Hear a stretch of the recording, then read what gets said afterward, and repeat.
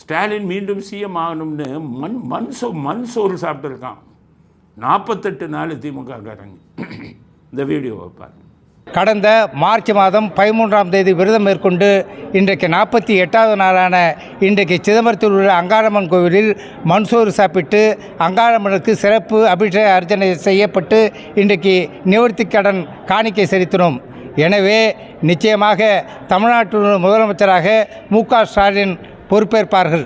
இப்போ என்ன விஷயம்னா, கோயில்களில் பக்தர்கள் வேண்டுதலுக்காக மண்சோறு சாப்பிடுவாங்க. அது ஒன்றும் தப்பு இல்லை, ஒவ்வொருத்தருடைய நம்பிக்கை. எத்தனையோ பேர் கோயிலில் சாப்பிட்டுருக்காங்க. ஆனால் திமுககாரன் போய் சாப்பிட்றதுக்கு ஒரு விஷயத்தை நம்ம மக்களுக்கு சொல்லணும்.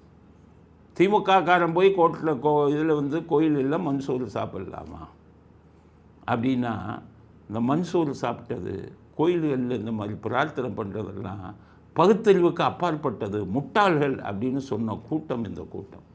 துரைமுருகன் போய் அந்தனர் விபூதி வச்சு விட்டா இங்கே விபூதியை அழிக்கிறார். கேட்டால் என்ன சொல்லிச்சு இந்த கூட்டம்? நாங்கள்லாம் பகுத்தறிவு, இதெல்லாம் முட்டாள்தனம், மூட பழக்கம்னாங்க.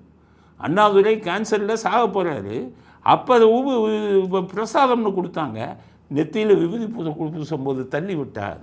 அப்படி உங்கள் பகுத்தறிவு பாசறைகளாச்சே. இதெல்லாம் முட்டாள்தனம், மூடத்தனம். இன்றைக்கி எந்த மூஞ்சியோடு போய்கிட்டு மண் சோறு சாப்பிட்றீங்க? அது முட்டாள்தனம் இல்லையா? அது மூட பழக்கம் இல்லையா? எதுக்காக சொல்கிறேன், நான் மண் சோறு கோயிலில் சாப்பிட்றது பக்தி தான், அதை நம்ம கொச்சப்படுத்தக்கூடாது. ஆனால் இந்த கூட்டம் போய் கூப்பிடுறது இவர்கள் மூட பழக்கம்னு சொல்லிட்டு இன்றைக்கி ஊரை ஏமாற்றிக்கிட்டு போய் சாப்பிட்றாங்க. ஒரு தடவை திமுக தொண்டர் அம்மன் கோயிலுக்கு போய் தீ மிதித்தார். கருணாநிதி அவரை கட்சியை விட்டு விளக்குனார், மூட பழக்கம்னு. இன்றைக்கி அதே ஸ்டாலினுக்கு கேட்குறேன், தீ மிதித்ததுக்கே கட்சி விட்டு இது பண்ணீங்களே, நீங்கள் முதல்வர் ஆகணும்னு மண் சோறு சாப்பிட்றானே 28 பேரோ 58 பேரோ உங்கள் திமுகக்காரன் கட்சி விட்டு விலக்குவதற்கு உங்களுக்கு தைரியம் உண்டா அப்படிங்கிறது ஸ்டாலினுக்கு கேள்வியாக வைக்க விரும்புகிறேன்.